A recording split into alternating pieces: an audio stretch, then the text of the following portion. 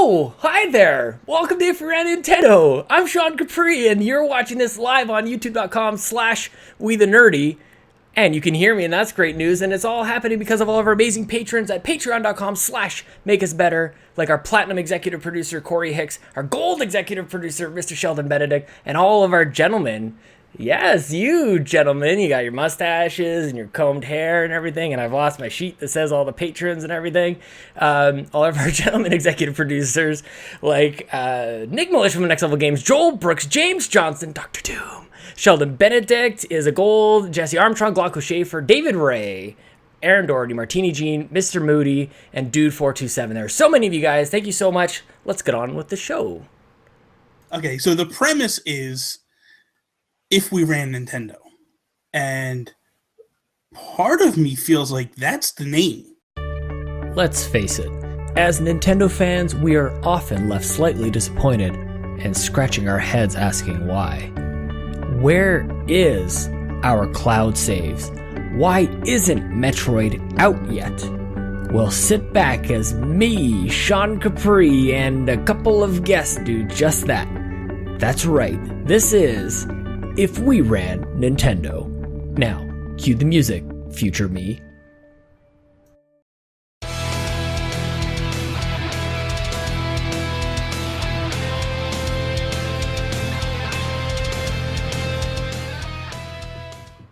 Hey everyone, it's me, Sean Capri. I forgot to say it's me, Sean Capri. Welcome to If We Ran Nintendo, episode 93. Welcome to youtube.com/WeTheNerdy. It's If We Ran Nintendo. I am so stoked because everybody, today I'm joined by two of my favorite people on the internet, JoAfterWork and Patrick Nintentalk. I'm convinced, Patrick, this is your last name, man.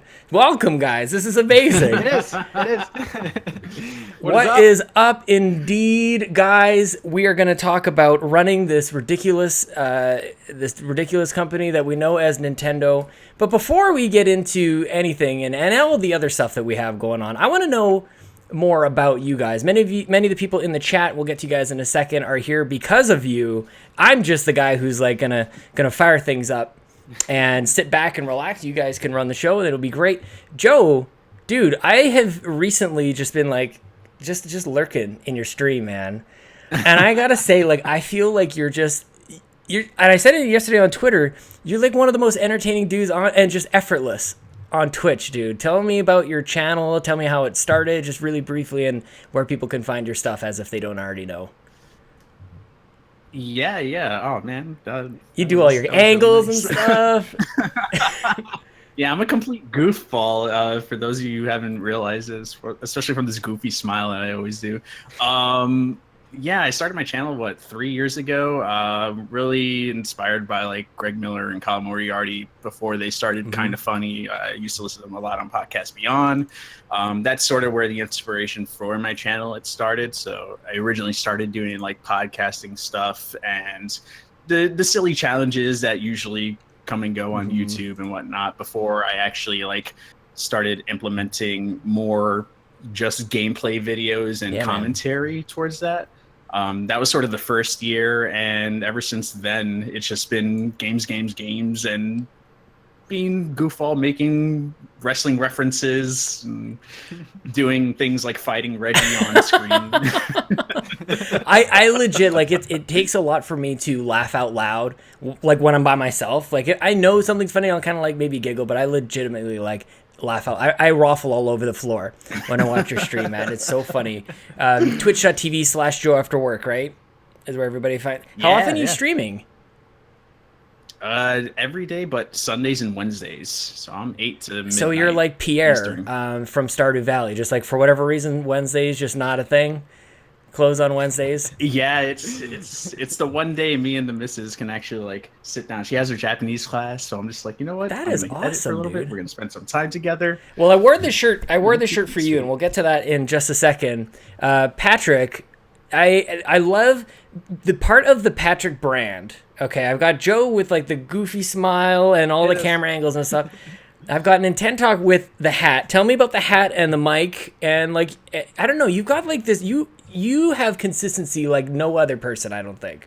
Where does the look come from? It's not actually not actually a hat. It's part of my head, so I can't take it off.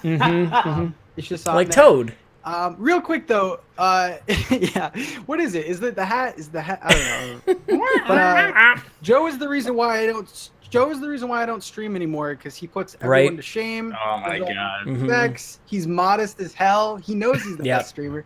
Makes him a dick, really. Dude, I'm so happy to be here, man. Happy to be here. So, okay, before we really get into things, I wanted to kind of ask you guys, because for people who don't know, the reason that I even came across you guys is through Bobby, and you guys started up the Planet Nintendo podcast, and Bobby abandoned you guys as well. So we have like this weird connection of abandonment issues from Bobby. So thank you, Bobby, for that. How did you guys all meet? Like, Patrick, how did that all come to pass?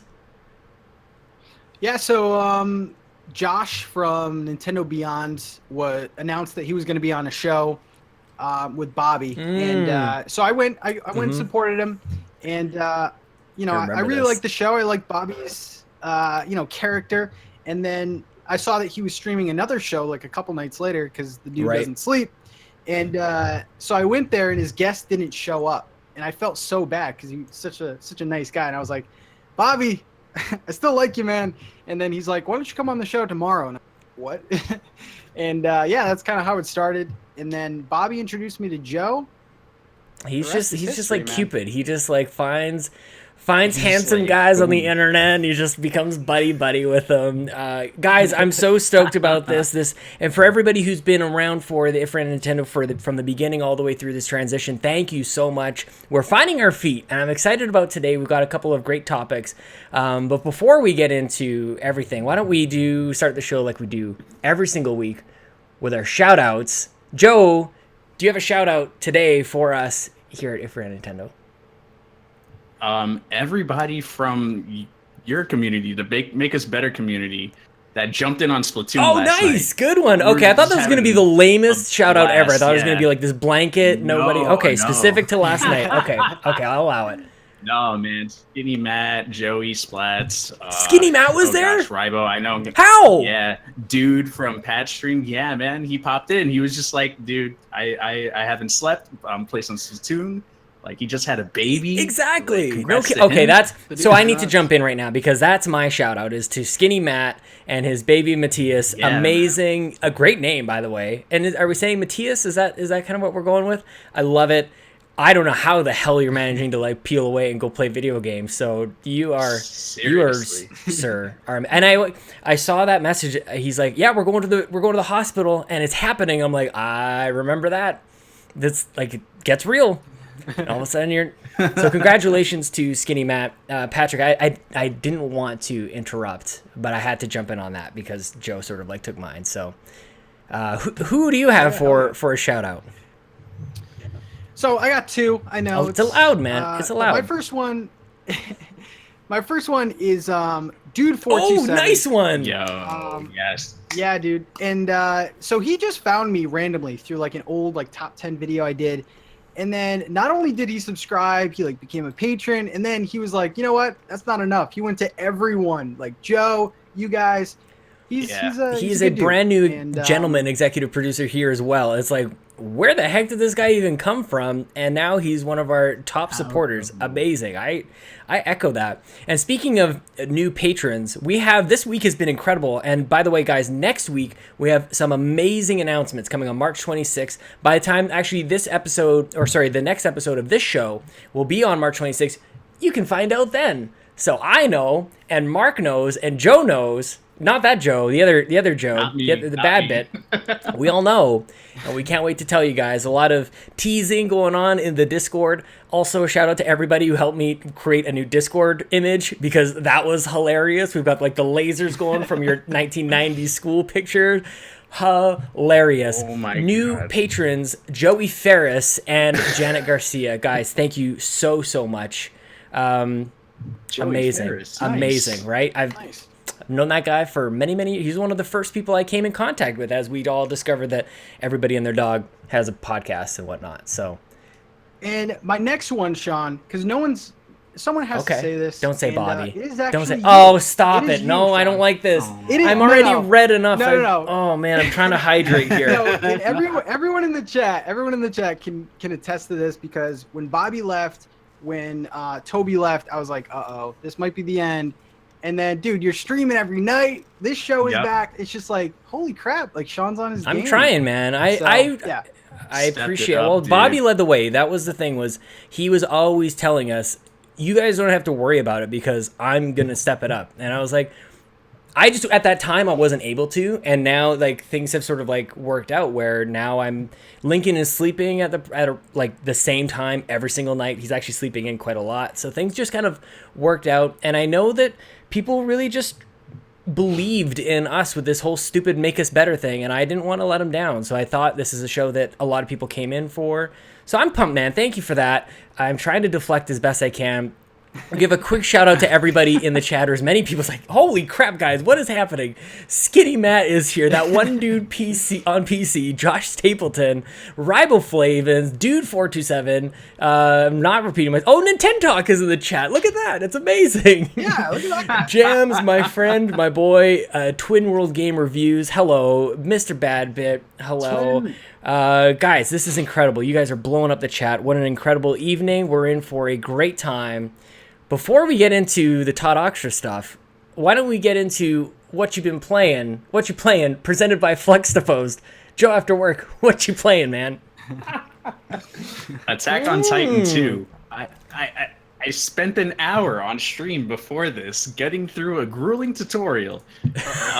But once I actually got into like the first chapter after the first hour, it was fun. It was fun. I want to play more of it. I tried the first, I think I rented it from the library actually. So where are you playing that on? On Switch, it just came out today. What in the world? Are you into the anime at all? Yeah. Like, are you like? Because it's such a strange world. Yes. I love all the art and just all the teeth. These Titans have so many teeth, and they're all the same. They just keep going on and on. I'm fascinated by this. Do you know anything about it? Like, are you sort of? I know bits and pieces. Like the missus watches it religiously. That's the only reason I know like what happens in like season 2, and like people are waiting for season 3. Like they waited years for season 2 apparently, or something like that. And it came out and came and went. I watched like 5 episodes, and there was people sitting on a tree arguing for 5 episodes, and I was so emotionally invested. I was like, I don't know why I'm watching this right now, but this conversation is amazing. That's awesome. What, are you playing anything else? You just beat a game though. Yeah, I just beat Kirby. Shout outs to the Pink Hello. Joe Cons over here. Hey, Look how mean he looks on my shirt. I gotta bring this. This is the stupidest thing I do, guys. I don't know what I mean. Like I just lift up my shirt and people seem to like it. So it gives my belly some air as well. It gets a little sweaty under all the rolls, so I just gotta lift it up a little bit. So, but that's below the camera. We gotta keep it YouTube safe. So tell me about Kirby, man. You're streaming that. Man. It looked amazing on your full screen stream and everything. Dude, it was a fun game. It's not, the greatest thing since sliced bread or anything like that, but it was a fun game. It's Kirby, it's exactly what I expected. A nice, fun adventure that I was able to go through. I still got to go back and like collect the little puzzle pieces so that way I can finish off like the photos. But like all the stages, I've gotten all the major pieces and got the last extra stage and all that fun stuff. Did it all in one sitting too, so I was like really happy. You're a machine. That's so how long did that take you? It took me in total 9 hours. You did 9 hours in one sitting. sitting? Stream of it.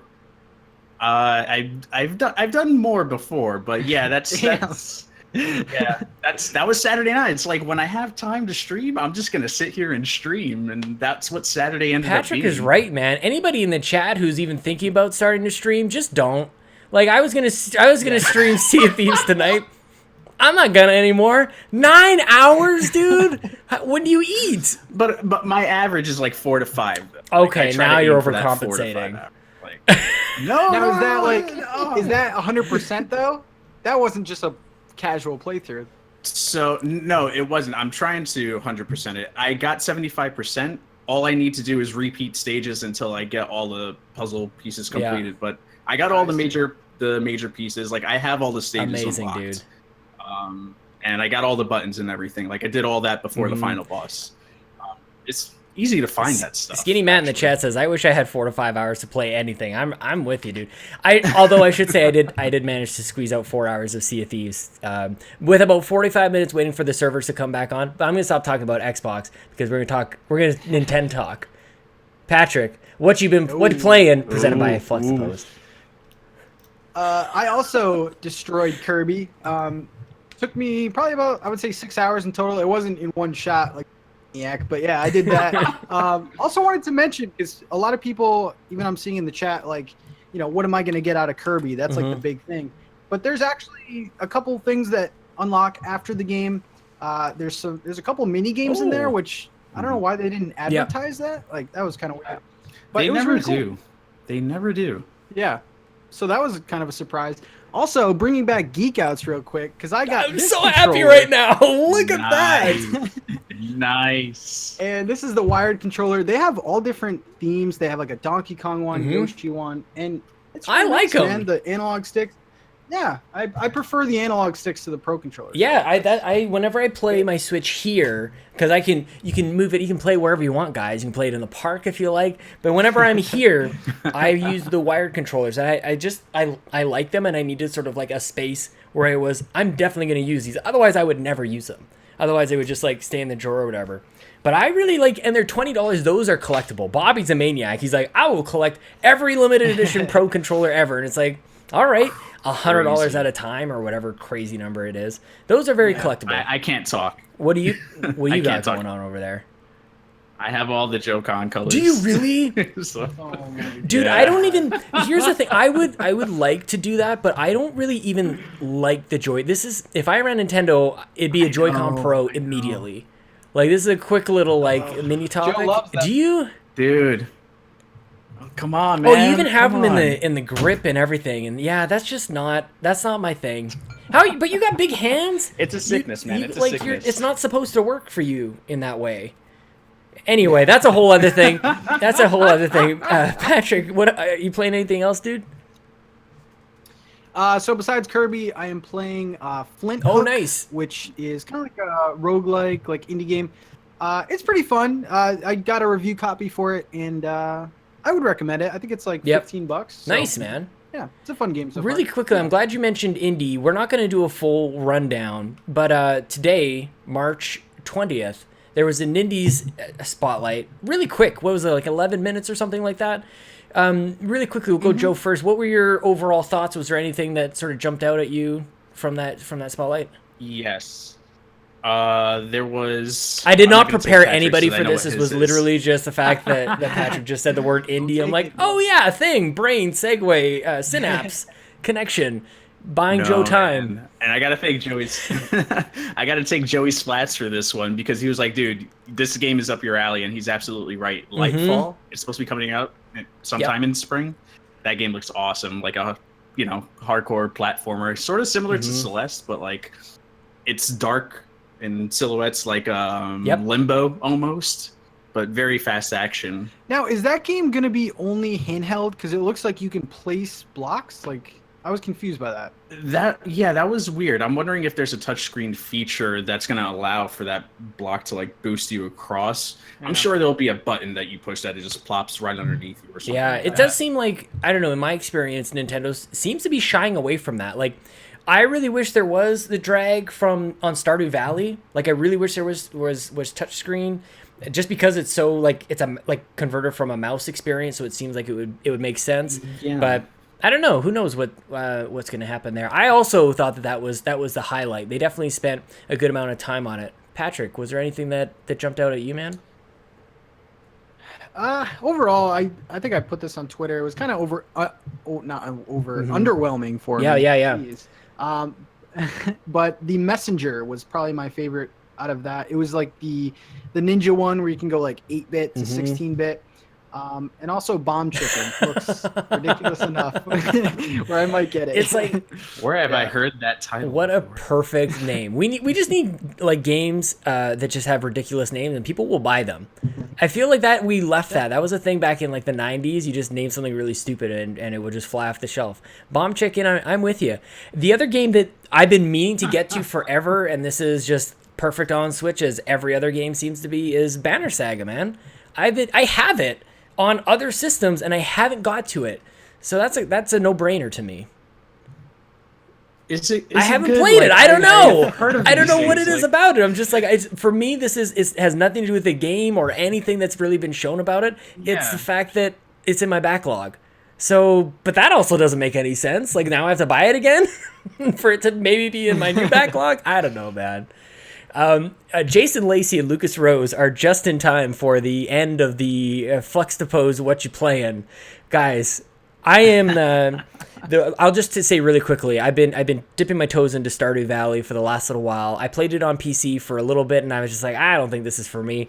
And in the last week, it got its hooks in me big time. Like, I'm thinking about it when I'm not playing it, and I'm just like, I should probably head down into the mines. I think I need to get some. I'm figuring out what ores do, and like my furnace is burning at all times, and I want to get my. Anyways, I could go on and on about nonsense, but I'm having a good time. I think. Speaking of time, it's time for the Todd Oxford timeout for topics. I'm gonna get music or something around here somewhere. Skinny Matt, I think, prepared a little video that I haven't had time to work into this thing. Maybe one day it will make a surprise appearance. Let us start, guys. This is a really good time, I think. That was a good... I'm just going to take a pulse check. How's everybody feel in the chat? Was that 20 minutes? That was pretty good. Pulse check. I went for my wrist, and Joe went for the neck. I think I think I'm dead, according to my measurements. That's not possible. Guys, 20 minutes in. Let's get into topics. Todd Oxford can be happy. Joe, let's start with your topic, man. What's your topic for If We Ran Nintendo? Yeah, so we were talking about this earlier, Kirby, and so like we were talking about before, played it over the weekend, really enjoyed it, but the biggest thing going into Kirby was it didn't seem like it was for a lot of people, and people that bought it sort of enjoyed it from what I gathered, but wish it was a little bit more challenging. Now, like Patrick was saying, there's different modes, and there's even a mode where you can like pick different characters and it'll change the difficulty. Or if you go in just Kirby alone and try to play that game, it gets hard.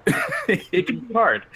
So my topic is, how do we make Kirby a more challenging experience, main story-wise, like just the main story, and in order to bring it to fans who are expecting a more meaty, challenging experience and appeal to that audience, because right now, you know, Kirby's always been that beginner's game. It's the game you introduce someone to video games in general. Like, that's going to be the game. Like, my niece loves Kirby to death. She watches the cartoon show on her iPad, and you know, she's Kirby everything. So eventually I want to get her into Kirby through this Switch game.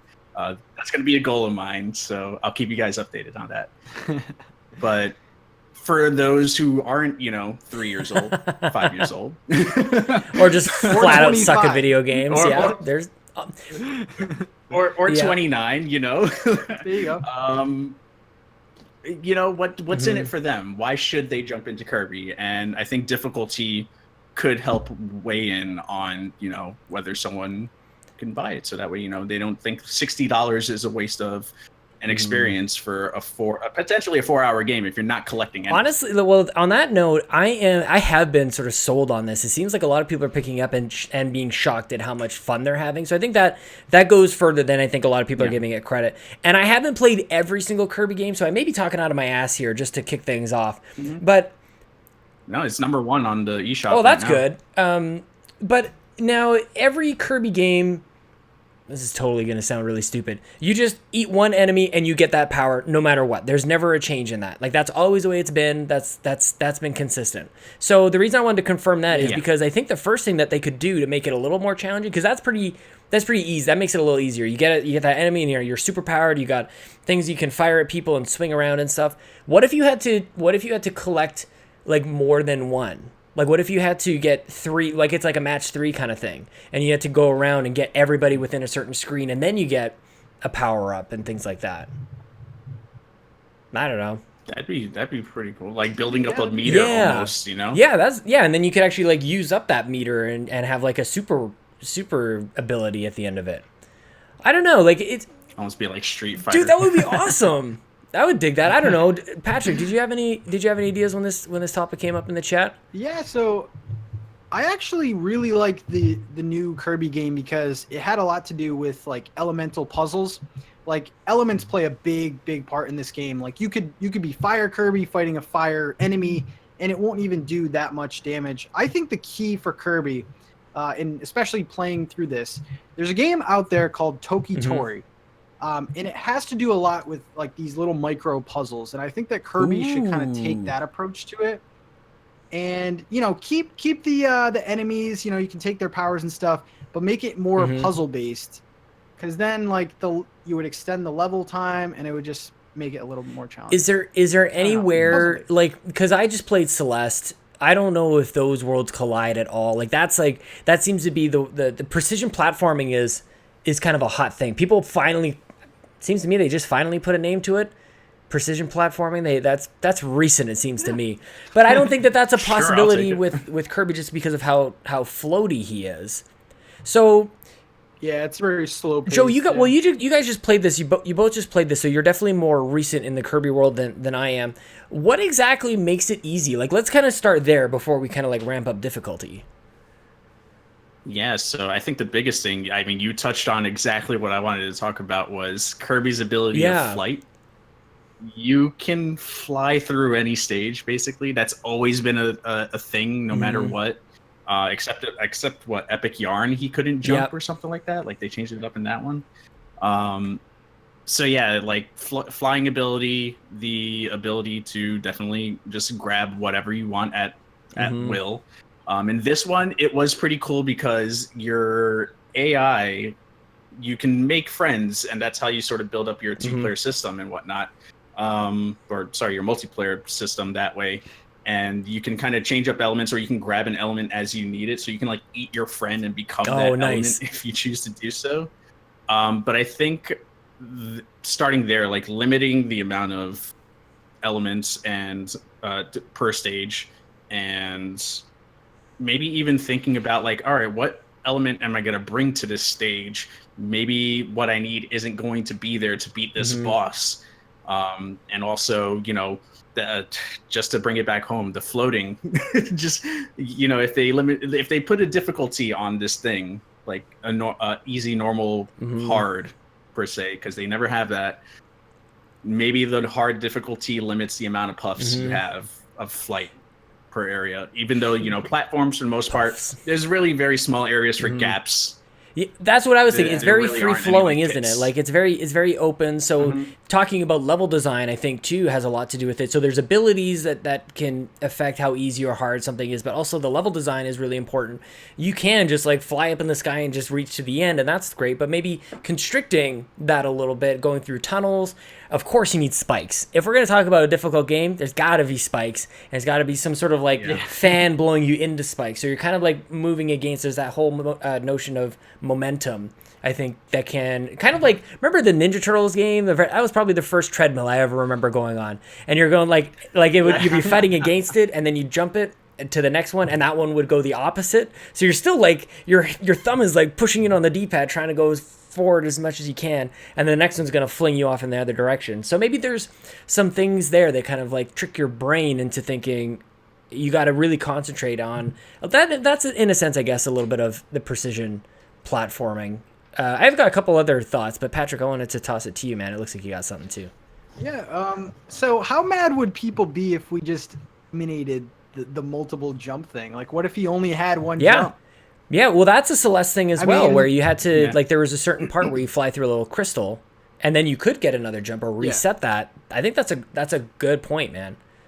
You build into a story. Yeah, I also think that, you could definitely do, like, a lot of things with different platforms and, like, introduce new, like, spring jumps and stuff like that. But I also thought that 4 allies was a little much to even start talking about this game in particular, I guess, because that's not really a well-known mechanic. But if you only had like 2 allies, I think that would have been a little better.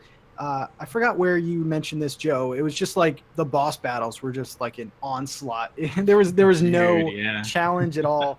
And I think that, I don't know, with less allies in this instance would have been a boss battles was the next thing I was going to go to. Actually, was like, what if you're floating around, everything's totally fine, and then you just get like the Dark Souls of, or even Cuphead actually is a better, what if, because Cuphead was really interesting. There's a couple of things that I'm pulling out of my brain that are actually from Alex Van Aken's videos that he's done on Celeste, but also on Cuphead, and that pattern variance where you don't know what that boss is going to do. Like, it could be one of many different attacks or variations on their attacks.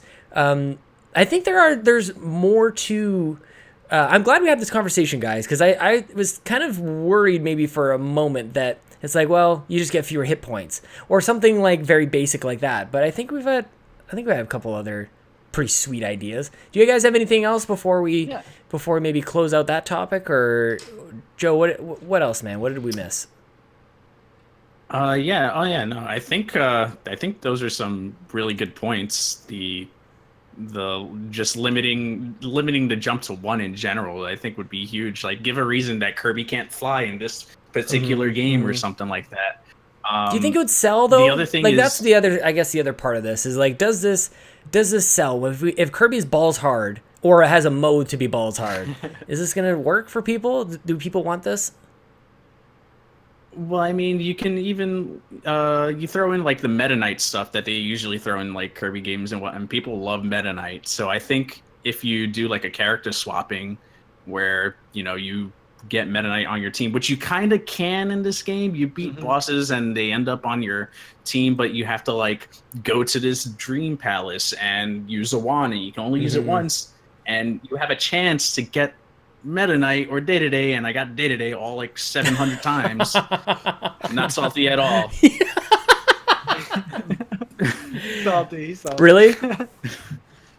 Yeah, it's on stream. Not salty at all. That's hilarious, man. I pretty much think that anything you do with Kirby is on the table. Like, Kirby's kind of been the guinea pig for years and years. Yeah. So I think that would make sense. Yeah, definitely. He's always been the experiment. Why not try something different?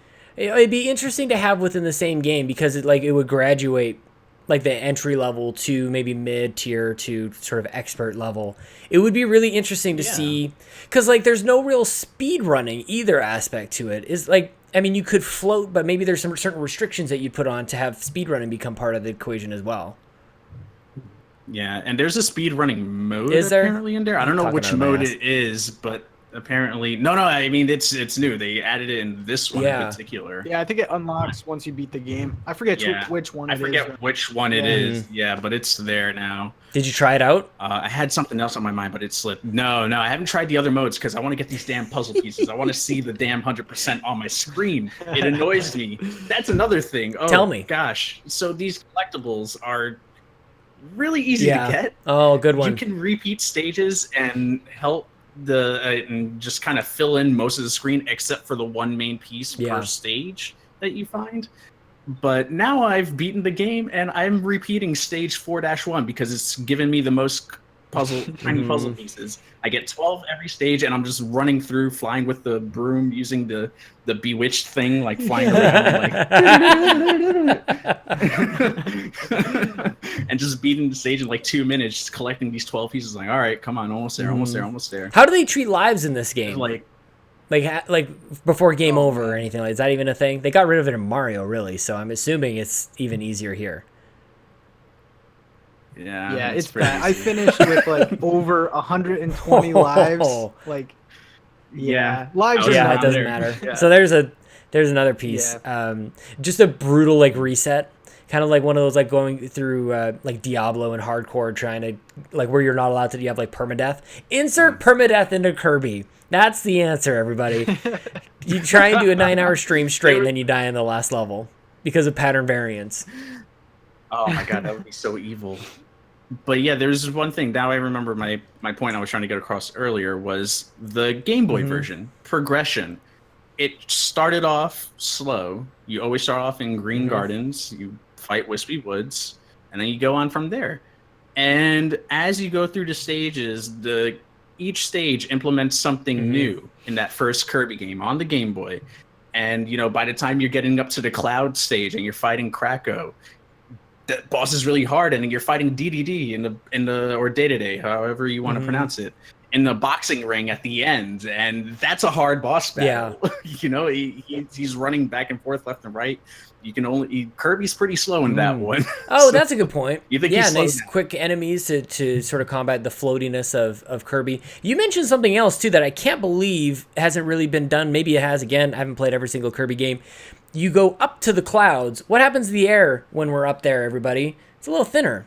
Maybe he doesn't have the ability to float, or when he sucks in air, he's not as buoyant anymore. Or maybe when he's in, like, maybe the environment should be impacting his abilities a little more. Like, then that seems a little more involved to me when he goes into the depths and it's really hot. There's lava around. Maybe he expands like uncontrollably. Like maybe he starts floating around. You're not even able to. That would be like awesome. Because the whole like hot air balloon. He turns into a hot air balloon, and then instead of like trying to suck in air, you're trying to blow it out to try and stay down.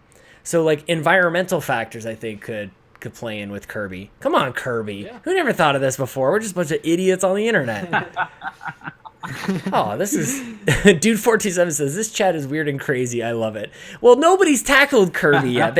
They what do? They make them out of yarn, they make them out of candy, and you draw all over your Wii controller. That's where we went. But I want That yarn game is one of my favorites, and he does not have his power in that. He can't transform into anyone, so anything is possible with what do you guys want? Like, was this satisfying to you? go. Are you like, I don't know if anybody's really clamoring for Kirby all the time.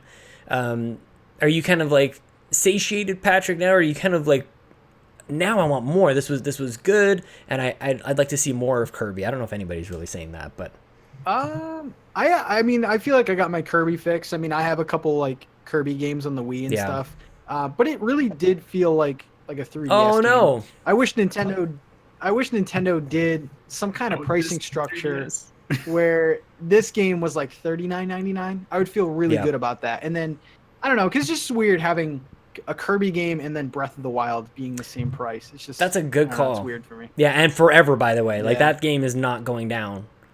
Yeah. No, Kirby games do not go down in value. Just Nintendo games in general. Like maybe 1-2 Switch, but I'm sure there's still like times where that's still selling at full whatever it was, 60. Did that sell originally at $60?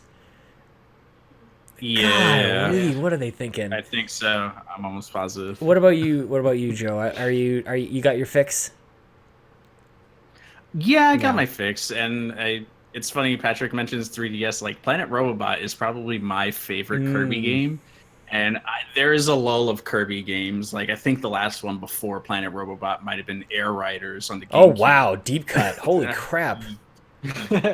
Yeah. Oh, And so it was definitely nice to like go back and kind of compare between like this felt more traditional Kirby, but with like some of those team elements and whatnot. Nice, man. Well, I think we've really made Kirby balls hard, guys. Hopefully people will buy it. Hopefully we don't scare off too many kids, because that's sometimes their first video game. Kirby will be balls hard, according to us. Amazing. Let's move it right along. I'm gonna call this topic talk because I wasn't sure. I always want to do like the topic is the last name. So we just finished topic after work, and now it's topic talk. So Patrick, tell us all about topic talk. All right. Topic talk is all about Amiibos. Yes. And I feel like I'm really interested to hear your guys' thoughts on this. Everyone in the chat too, if you want to play along with us. But my topic was not so much the Amiibos and the way they look, because I think Nintendo's done a fantastic job with that. But more importantly, like what comes with them, the digital content that comes with them. Because I remember before, like I even started getting Amiibos, everyone was like, "Oh, this is basically DLC," and it doesn't really feel like that anymore. It just feels like here's a statue that you pay like anywhere from like $10 to even $30 for. So my topic was, if we were at Nintendo, would we add more content to Amiibos? Maybe even locked DLC. Who knows? But I wanted to get your thoughts on that. So basically, like, how do you guys feel about Amiibos in general? Like, They could use a little shot in the arm, and I'm totally heartless and cutthroat and everything like that. I totally would put DLC onto those things. And the only problem with that though is that they're such in short supply.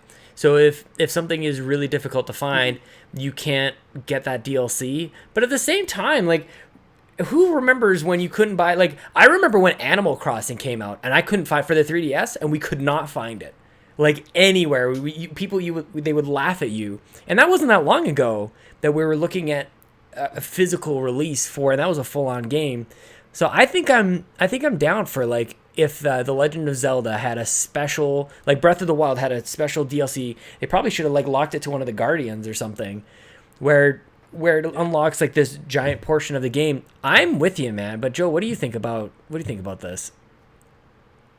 Yeah, I mean, they tried it with Metroid Samus Returns on the 3DS with locking the fusion mode behind the Metroid amiibo, and people the backlash on fusion mode, insane. I don't even know what the status of those Metroid amiibos are at this point. Like, if they're hard to find or if they're easy to come by. Like, for me, it's like Nintendo New York is right there, so I'm almost guaranteed to be able to find an amiibo that I Oh, really? find. Like, is the stock and selection there better than kind of your typical Best Buy or something? Yeah, because they'll usually have the store exclusives at that spot. Granted, you sometimes have to wait on a line or whatever, but I usually wait now after that because it'll get to a point where, like, they'll just have it one day in a back credenza and I'll be there and I'll like, oh, awesome, I can get this. Like, I try to take that for granted there whenever I can. Yeah, well, it doesn't sound like you take it for granted. It sounds like you take advantage of it. So that somebody in the chat, or maybe you guys know, do our phones have NFC? Is there any link that they can have on some phones for some of the, like, maybe there's some Mario Run or Fire Emblem? Is Skylanders on there? I'm not sure. I feel like there must be something in our phones that does that. I love that I pop it open and it's like the chat with you guys. Like, if we just, like, that's nice.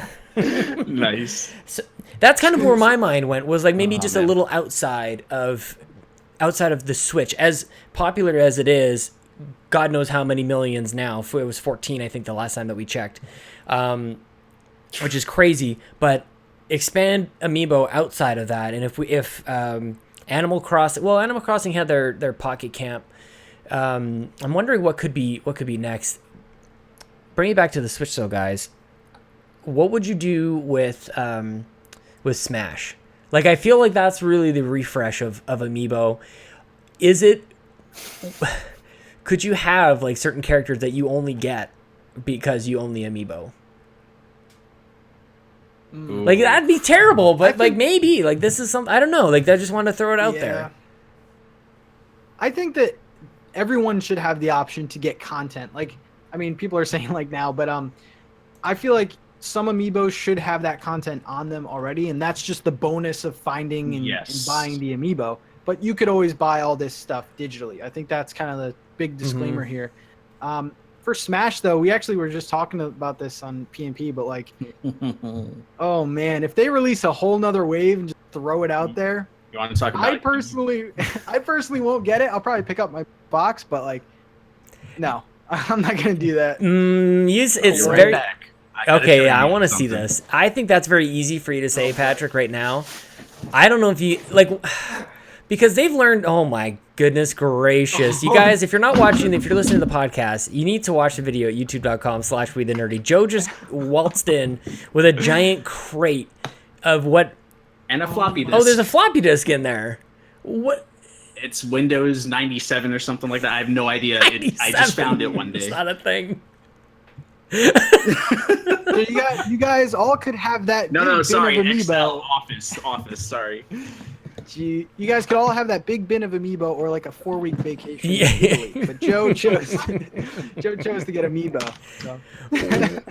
No, I'm not big into it like all you guys are. But I'm not too big. Okay, that's that. But do you think it would be successful again? Do you think they can light that fire again? Yeah. Yeah, Joe's right there. Yeah, and I think I still think they would be evil enough to do player 1, player 2 for every Amiibo this time around, like they were starting to do at the end of the DLC characters for the last round of Smash Amiibos. I think everyone gets a reskin, a previous version of them, and then you know, an updated Switch version of what they would look like in a new game or something like that with a different pose. What? So Nintendo's just all over the place with what you get from these amiibo. You never really know what they're gonna do. What are some of your guys' favorite instances of things that you unlock? And like, remember when they first announced that we were in the dead middle of Skylanders was a crazy thing, and Disney Infinity, and then Lego came out with their stuff, and it was dedicated. It was, you put this character on that and he came alive in the game, and we all just smashed on Nintendo going, why don't you guys do this? You need to do it. And of course, we all know how that worked out. It was the thing that really kind of limited those toys to life games and companies. They weren't able to really grow, and Nintendo just right from out of the gate, it looked like they didn't know what they're doing. Who knows if they did or they didn't, but it has worked out for them. The first time we saw Amiibo, it was, you're training this weird like CPU character, you're training him up in Smash. I don't know if that is one of the best, or I just sort of wanted to buy a little time so you could think about maybe some of your favorite instances of unlocking digital stuff through an Amiibo. Joe, maybe we'll start with you, man. Yeah, I mean, for me, it was I was talking about it earlier, but that fusion mode thing, seeing Samus in the fusion suit on the 3DS was kind of one of the coolest things for me. Other than that, I'm not really crazy about like the in-game content that you get out of Amiibos, because most of it is cosmetic stuff, and it's just like a nice to have. I have those Amiibos because one day I would like to have them behind me on a nice shelf. All displayed because they look awesome. You should just take a picture of them and then green screen it instead. And you don't have to like invest in a shelf or anything. You can do whatever you want. It's your imagination behind you. Imagination. Dude, I never thought about that. I'm gonna have to take that. Yeah, or just pictures of Amiibo. You don't even have to assort them and take the picture. You just you can just throw that in Photoshop. Pretend it's mine. Speaking of 90s photo portraits, like instead of the lasers, remember the old library bookshelves? You can just put Amiibo along there, man. You're all set. I'm pretty sure I have a photo like that. My parents definitely always went with the blue background. The blue, I don't know what it is. It's not this. I have one in the blue background. The sky blue with the cloud. This is a cloud. Yeah, there's just some sort of like mess back there. Patrick, do you have anything that sort of like stands out to you as like a decent, at best, maybe digital unlock? Yeah. I actually I love the cosmetic things, like especially in Mario Kart, you see someone like whiz by you, like shout out to Jams, but like the Pac-Man hat, and it's just like it's like, that's awesome to me. And but my favorite one is Star Fox Zero. You swipe them in and you can unlock different, I'm gonna mention it in every podcast I'm in. But you unlock like the SNES R-Wing, and then you can unlock the other R-Wing, which shoots differently. And it just changes up the game entirely. Like that's kind of what I like. Okay, I'm glad you mentioned the Super Nintendo. And actually, I'm gonna write this down because Joe, I need to. What's happening? Is Star Fox? No, I was gonna make it Star Fox Zero dig. I was like, the reason it shoots differently is because you can't control the gamepad. I'm done. Oh man! Am I kicked off the show yet? Not yet. No, we can do worse. Surely there's something else we can tackle and just upset everybody in the chat even too. We're getting some nice ideas. Everybody is kind of liking these ideas. Thank you, dude 427. You mentioned, Patrick, Super Nintendo, and I can't remember if Bobby and I used to talk about this, or this is a thing that I just made up a memory. What if like the virtual console was locked to a line of Amiibo, where you have certain characters that are emblematic of a game, and you buy that, and then you unlock the game within virtual console. So I don't know if there's like, this kind of gets into what you were talking about, Patrick, where like, is that the only way you can buy it? That's probably not, if we were at Nintendo, that's probably not what we would do, but it's an interesting idea of, there are, whatever it is, 20 or 30 characters that are associated with Super Nintendo. They look like 16-bit characters, kind of like our 8-bit Mario and Link. Maybe there's something there that you can start to grow not only your Amiibo collection, but also a game collection as well. I think that would be super interesting. I like that, man. And I mean, even you're talking about the bare bones Switch like screen. What if like you swiped in Amiibos and you swipe in a Toad Amiibo and you have a Toad wallpaper? Oh, that's bad. Yeah, man. Themes. That would be awesome. Themes is the answer. That'd be awesome.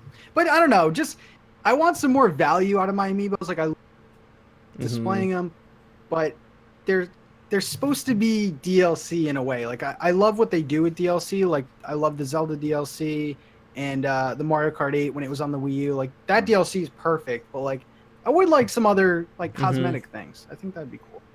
Yeah. I would like to add, like, if it would be kind of nice if we got like an expansion thing every once in a blue moon. Like it doesn't have to be for every game that comes out, but like as like a, you know, hey, you bought this physical piece, here you go, you can get this expansion DLC for Zelda Breath of the Wild. Like it'd be a 3-pack, for instance. Sell it for $30. You get the 3 amiibos, but then you also get a, you know, expansion pass for XYZ game, and you can still purchase XYZ DLC on the eShop if you choose to do so. It's not locked behind it, behind the amiibo, but you know, you save money or whatever by buying the, since if you want to buy the amiibo, you're getting this as like, you know, a discount or something like that. It's crazy just all the different games that, like, I don't even know what wizardry they have. And somebody had mentioned back a while back, actually, I'm so sorry, Twin World Game Reviews had mentioned that he uses NFC to make payments with his phone. So I think we're onto something there that obviously, and I totally forgot. That's exactly how Apple Pay and Google Pay or whatever it's called work. Absolutely. So thank you for mentioning that. So there's definitely something there. I think about like games where you want to show off that you've got something special. And that's kind of why I was thinking about Animal Crossing before. Pokemon, I mean, I can't believe we even haven't even mentioned Pokemon when it comes to Amiibo.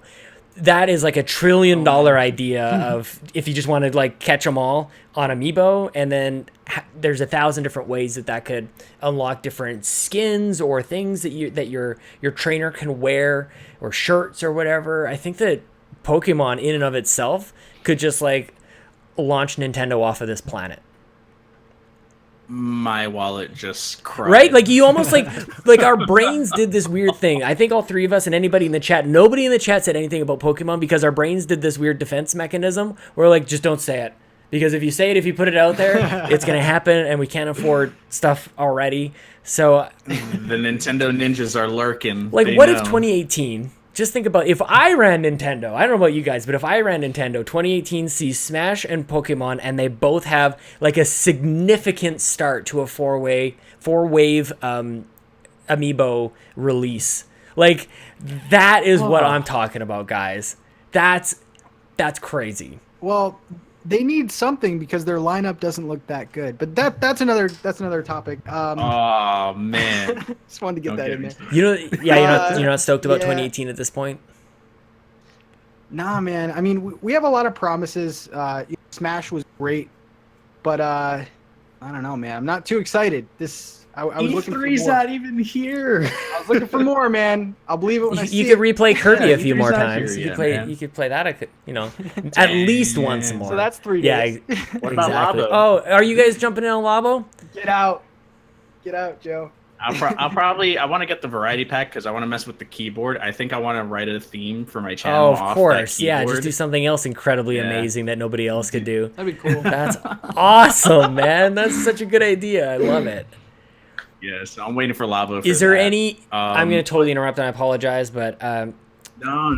Amiibo and Labo, is there any connection? Is there any like possibility of an Amiibo unlocking a Labo game or coming with like instructions that you could go create your own set of cardboard tools or toys or whatever that you can play with the Amiibo? Like what if, because like we all have action figures, that's essentially what they are. You just can't articulate them, but they're things that you can create worlds and dioramas and stuff like that of like, that's Amiibo and cardboard. You have I don't know, maybe there's something there. Maybe there's something to be said about that. When you say that, I think of one thing, because like the more that they show about Labo, the more it seems like it's kind of teaching kids to like program and stuff like that. What if they made just a Labo Amiibo, just like a box Amiibo, and you could program the functionality into it? What? Like kind of as like a learning thing, and like, hey, here you can program like a motorcycle costume. I feel like that's the only thing you can really do with it. I mean, you can maybe scan in Mario and like have a Mario. I think I just want to play Mousetrap with Labo and Amiibo. Like you make a board game. And that's the whole thing. Doesn't make any sense. This is actually not what Labo is about at all. I'm not even sure if I'm saying that Joe correctly. lost his mind. You just blew my mind with that one. That would be cool, insane. Man. Just have like a pack that has like, hey, here's the stuff that you could program into this and implement it into the other games, dude. I would be sold on that alone. Like, dude, especially like the custom amiibo scene. Like, I was just about to say it. Dude, that custom. I mean, the Labo. I feel like there's going to be a huge Labo community on like streaming, like the creative streams. I feel like are going to blow up. People are going to go nuts over it on Twitch. Like, that's going to be a thing. Twitch, Twitter, Instagram, nothing but Labo. You're going to have Gonda Chris doing Labo tutorials for this like amazing amiibo. Yeah, and it's accessible too. Like Labo. What she does now is insane and it's crazy, and nobody has any idea how she does it. But when you're working with cardboard, it becomes everybody can do it. Like, even if she showed me exactly, and then did she have the tutorial videos as well? I know a lot of custom amiibo people do that. Yeah. So like, even watching that, there's no way it looks anything like that. It probably like what I would make probably looks better what I eat and then put in the toilet out of my bum. It's probably looking like a big piece of poop, guys. Are there any other things that you guys want out of Amiibo for digital goodies or treats or anything? I love the idea of themes though, Patrick. Yeah, I thought that was cool. Yeah. I don't know, man. It's just kind of Nintendo. I think with Amiibo has this big like image thing where you go to the store and you don't see a lot of Amiibos, and I think that all the Animal Crossing ones kind of freak Nintendo out. That's why they're like dirt cheap.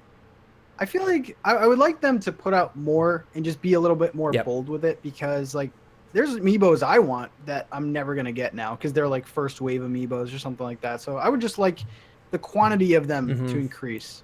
Yeah, what about cards too? Did you guys ever get into the Amiibo cards? No, they got a little. That's when they got a little crazy because it was all randomized Amiibo cards. So it's just like people were trading. People were making up events to go to Nintendo New York to trade specifically for Amiibo cards that they didn't have. Like, that was just a whole other level of no thanks. What? Yeah, I got all the Breath of the Wild Amiibo cards, but those are not. Dude, I didn't even know that was a thing. They're not like made for. They're like a third party. Oh like yeah. I will say this, since you mentioned cards. Yeah, Pokemon of course. Cards would do gangbusters. Oh yeah. You can battle with them as like they would count towards like your Pokemon competitive league stuff. But they would also be Amiibo. Like, sell a pack of 7. Us 90s kids are going. Dude, it would be insane. Like, you know how they have those EX booster packs selling the big thing? Do one of those and like, you know, still allow them into Pokemon League tournaments that you see on like Twitch and all that stuff. Sean, I think having guests on the show is done. I think me and permanent. Okay. Sorry to Sheldon and Tony. You guys are you're cut. Even though we're gonna. I mean, I think that was more if we ran Pokemon Company. But... If we ran Nintendo's share of Pokemon Company, that totally worked. So, are you talking about like, is it like Magic the Gathering kind of thing where like you're collecting these cards and then allow you to have these abilities and you're stacking your deck in a like very strategic way?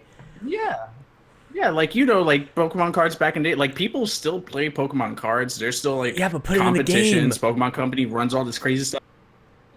You can either use those towards like a mobile game, the NFC on the phone, the Pokemon Duel app or whatever. Instead of buying booster packs DLC, just put the card that you bought on. Yeah, that's $1 million idea, $1 billion idea right there.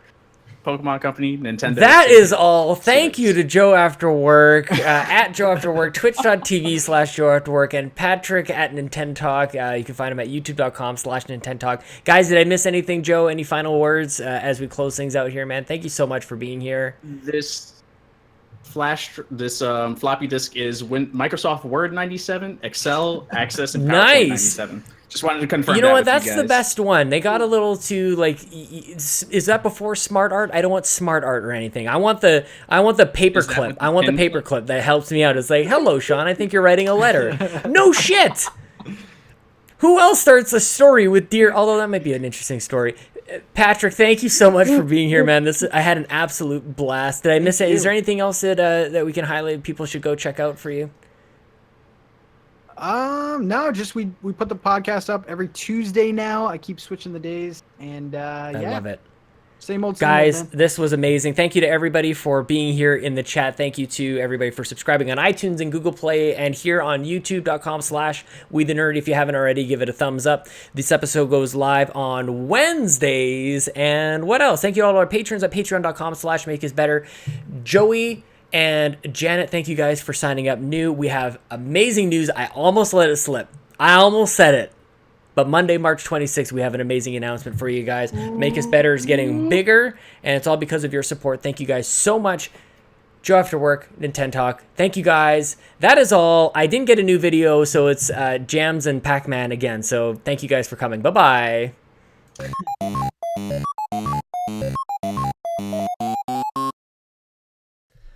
Pac-Man. A franchise that has held a special place in my heart. I can always remember my mom telling me about how she played Miss Pac-Man in the arcades, and Pac-Man World 2 was the shit. I say we take a look back at most of the Pac-Man games, not all of them, and see if they're any good or not. I'm kind of curious. Let's start with the beginning, 1980, the arcades, and we end with Pac-Man and the Ghostly Adventures 1 and 2 for the Wii U. Let's get started.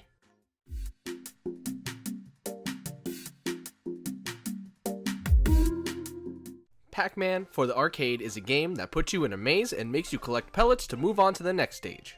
You do this as you avoid ghosts, named Blinky, Inky, Pinky, and Clyde. These ghosts have all special different ways of catching you, such as Blinky being a chaser and chasing after Pac-Man, and Pinky ambushing you, because she's a bitch. Much like many arcade games at the time, it's designed to go on forever, or in this case, level 256, where the game fucks up. This game is a classic. I play it every time I see it at an arcade. But there is more than one Pac-Man release for the arcade. There is multiple ones, all being a derivative of the main Pac-Man game. There's Miss Pac-Man, Pac-Man Plus, Super Pac-Man, Baby Pac-Man, the list goes on. And just like any other arcade game made in the 80s, of course it gets an Atari port. This port is known for being terrible, awful, and stinky. It has horrible sounds, graphics, and slow gameplay. It's all just horrible. It can't even handle two ghosts being on the screen at the same time without having them flicker. The NES version, on the other hand, is extremely close to the arcade version, the only difference being a few minor graphical tweaks. The same can be said about Miss Pac-Man games on both Atari and the NES. All of these games can be found on various Namco arcade collections for a multitude of consoles. These games are the epitome of arcade classics, specifically Miss Pac-Man and Pac-Man. In that order. So obviously the original Pac-Man is dope. Otherwise, you probably wouldn't know who Pac-Man is. But where do they go from here? How do they move the series forward?